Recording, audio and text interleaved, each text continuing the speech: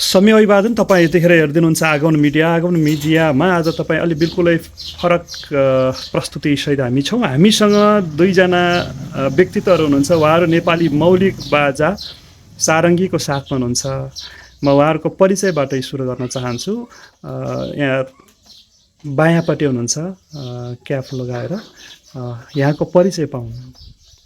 हजुर, मेरो बलबहादुर गन्धर्व, मेरो घर माडी चितवन वार्ड नम्बर 6। हाम्रो बाजे बजेको पाला देखाउन बाबुहरूको पाला देखाउन यही सारङ्गी बजाएर जीविका निर्वाह गरिरहेको। कहिले कस्तो आफ्नो यो संस्कृति लोप हुन लागेको हुनाले हामी यो वाद्य बादनलाई यसो दुई चारवटा घर आफ्नो सङ्गीत सुनाउँदै हिँडिरहेका छौँ। अहिलेसम्म कहिले माया गर्छन्, कोही कतै हुन्छन्। यसैको हाम्रो जीविका निर्वाह अहिलेसम्म भइरहेको छ। यसैमा जाने नजाने दुई चारवटा चाहिँ हजुर गाउँदै हिँडेको छ भनौँ न।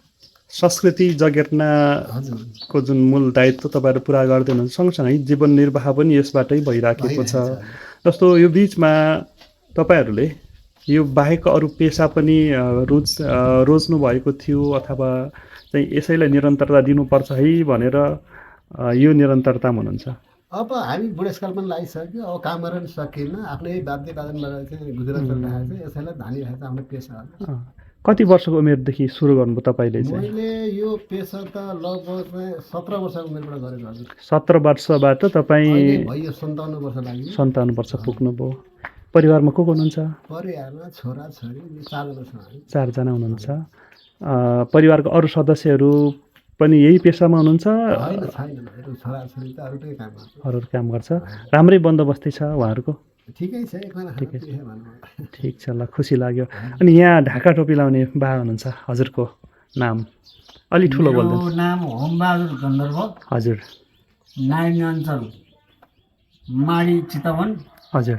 वडा नम्बर 8 खरकट्टा मेरो बसोबास घर। हजुर। हामी एउटा आफ्नो पुरानो संस्कृति बाजा हजुर सारङ्गी लिएर हामी घर गाउँ अहिले डुल्ने क्रममा हजुर हामी अहिले लागिपरेका छौँ। हजुर। तर हाम्रो यो पुरानो संस्कृति बाजाको संस्कारै लोप भयो भनेर हजुर यस्तो सारङ्गीलाई माडी नगरपालिकाले हामीलाई चाहिँ एउटा प्रायोजन गरेर चाहिँ आफ्नो संस्कृतिलाई लोप भयो, यसलाई जगेर्ना गर्नुहोस् है भनेर चाहिँ नगरपालिकाले हामीलाई चाहिँ दिएको सारङ्गी हो। राज्यबाट पनि तपाईँहरूले प्रोत्साहन चाहिँ पाइराख्नु भएको छ। जसरी यसरी तपाईँहरू सारङ्गी बजाएर हिँडिरहँदाखेरि तपाईँहरूले कस्तो प्रतिक्रिया पाउनुहुन्छ? अब तपाईँले त्यस्तो घृणा, अपमान, त्यस्तो व्यवहारहरू पनि सहनु भएको छ? त्यो त छैन अहिलेसम्म। पहिला पहिलाको भएको थियो होला। हजुर। अहिले यो लोप भएर फेरि पछि जन्मियो नि। हजुर हजुर। यसपछि त जहाँ गए पनि हामीलाई एकदम स्वर्णीय नै छ। पनि प्रशंसा पाइराख्नु भएको छ। सन्तुष्ट हुनुहुन्छ अहिले तपाईँहरू यो संस्कृति जगेर्ना गर्ने अभियानमा आफूलाई लामबद्ध गरिरहँदाखेरि? ए, तपाईँहरू सँगसँगै हो उताको बसाइ? तपाईँहरू दुवैजना हाम्रो नजिक नजिकै हो, वल्लो गाउँ पल्लो गाउँ। ए, यसरी तपाईँहरू टाढा टाढा कहाँसम्म पुग्नुहुन्छ? अब संयोगवश यहाँबाट लगभग अब अलिक परैसम्म पुगिन्छ होला। जस्तो अहिले कथामा त्यो गीतमा तपाईँले गीतमा चाहिँ एउटा कथा जुन वास्तविक घटना हुनुपर्छ मोरङको सुनाउनु भयो। तपाईँहरू मोरङ पनि पुग्नुभयो? हजुर। नेपाल बाहिर पनि पुग्नुहुन्छ? पुगिन्छ। कहाँ पुग्नु नेपाल बाहिर? अब जस्तै अब सिक्किम भयो, सिक्किम पुग्नु भएको छ है? कालेबुङ भयो, हजुर हजुर, खारसाङ भयो, दार्जिलिङ भयो, यता पश्चिम बङ्गाल भुटान भयो। नेपाली भाषी भएको ठाउँ चाहिँ तपाईँहरू सहजै पुग्नुहुन्छ? नेपाली भएको ठाउँमा पुगिन्छ। भुटानमा चाहिँ कस्तो रहेछ तपाईँहरू यसरी जाँदा? नेपालीहरू छन् त जाने बेलामा जस्तो त्यहाँको चाहिँ नेपाल इन्डिया त सहजै होला, तर बोर्डरमा कस्तो हुँदो रहेछ? पहिलोपटक जाँदाखेरि त हामीलाई चाहिँ केही पनि लागेन। हजुर। अनि दोस्रोपल्ट जाँदाखेरि चाहिँ एउटा पासपोर्ट जस्तै हजुर परिचय पत्र हजुर हजुर खोज्यो। त्यसपछि हामी पसिएन। त्यसपछि जानु भएन? कति साल अघिको कुरा यो चाहिँ? धेरै अगाडि हजुर, यो 30-32 सालको कुरा हो।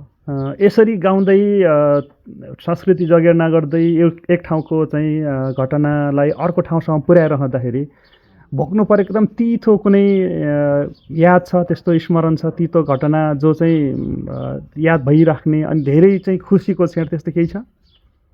खासै गरी छैन होला। जस्तै अब हामीले अब एउटा घटना हामीले भनौँ न बनाइयो, गाइयो। हजुर। त्यो ओल्ला गाउँको घटना छ भने पल्लो गाउँमा गएर सुनाउने, हजुर अनि पल्लो गाउँमा घटना छ भने यो गाउँमा आएर सुनाउने, हजुर त्यस्तो क्रम थियो पहिला। हजुर अहिले त अहिले मिडिया छ्यापछ्याप्ती छ हजुर। होइन। अब युट्युबहरूले चाहिँ कहीँ घटना घट्यो भने तपाईँहरू पनि युट्युब हेर्नुहुन्छ? हेरिन्छ नि। हेर्नुहुन्छ है। अनि कहिलेकाहीँ यसै गरी तपाईँहरूले बजाउँदै गरेको युट्युबतिर पनि पाउनुहुन्छ? म आफैले बजाएको पनि पाउँछु पाउनु त। त्यस्तो भेट्दाखेरि कस्तो लाग्छ तपाईँलाई? अलिकति गौरव लाग्छ। ठिक छ ठिक छ। हामीले छोटो भलाखुसारी गऱ्यौँ। तपाईँहरूप्रति हाम्रो पनि धेरै सम्मान छ।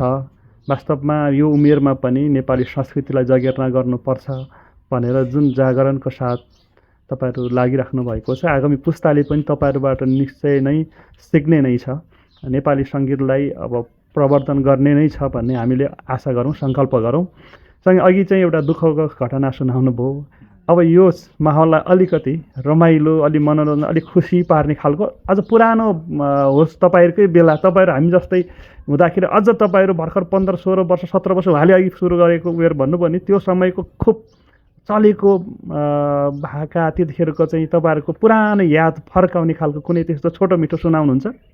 सायद भुलिसकियो होला, गाउन गाइएकै हो पहिला त है। ठिकै छ। तपाईँहरूलाई जति सकिन्छ अलिक पुरानो खालको जसले चाहिँ पुरानो दिनको याद आओस्। आजको पिच चिल्लो सडक होइन, आज चिल्ला गाडीहरू होइन, त्यो बेलाको जस्तो डिजेलको धुवा फाल्ने गाडी अनि कच्ची सडकहरू भएको बेला सहरको कुरा हो भने गाउँघरतिर पनि टेलिफोन नपुगेको, बिजुली नपुगेको, टुकी बाल्दाको कुरा, गुन्द्रीमा बस्ने बेलाको चाहिँ गीत यसो याद गर्नुहोस् न। त्यति बेलाको कुराहरू त अब खासै गरी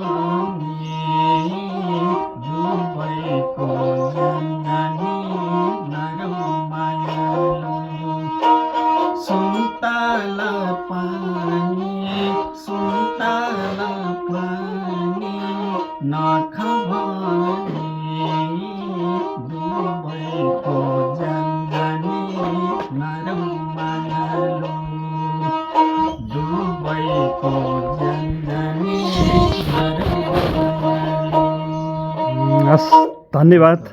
यो निकै नै सुरिलो अनि पुरानो भाका। मैले सारङ्गी सिक्ने बेलामा यो भाका लय चल्दै थियो। तपाईँले चाहिँ कोसँग सिक्नुभयो, बुवासँग? मेरो आफ्नै बुवासँग। जस्तो गन्धर्व समाजको चर्चित व्यक्तित्वहरू हुनुहुन्छ जो रेडियो नेपालमा बजाउनुहुन्थ्यो सारङ्गी होइन, झलकमान गन्धर्वहरू होइन, उहाँहरूसँग कुनै समय भेट्ने अवसर पाउनुभयो? उहाँ भेट्ने समय नभइकन मेरो आफन्तै पर्नुहुन्छ। ए तपाईँको आफन्त पर्नुहुन्छ? मेरो मामा हुनुहुन्छ। उहाँ काठमाडौँ बस्नुहुन्छ, अहिले स्वर्गीय भइसक्नु। हजुर हजुर हो। उहाँको घर पोखरा, घन्टे गाजल पोखरा बाटले चौरमा हो पहिला उहाँको घर। मेरो पनि जन्म घर तपाईँहरू चाहिँ पोखराबाट पछाडि बसाइ सरेर यता झर्नुभयो। ए तपाईँको चाहिँ परिवारमा को हुनुहुन्छ? मेरो परिवारमा श्रीमती, छोरा छोरी, बुहारी, नाति नातिना सबै छ। सबैको बन्दोबस्ती भइसक्यो? सबै आफ्नो पेसामा हुनुहुन्छ? होइन, आफ्नो पेसा भन्नाले उनीहरू सब कृषि। कृषि। ए मूलत त्यहाँ कृषिमै निर्भर छ तपाईँहरूको चाहिँ परिवार?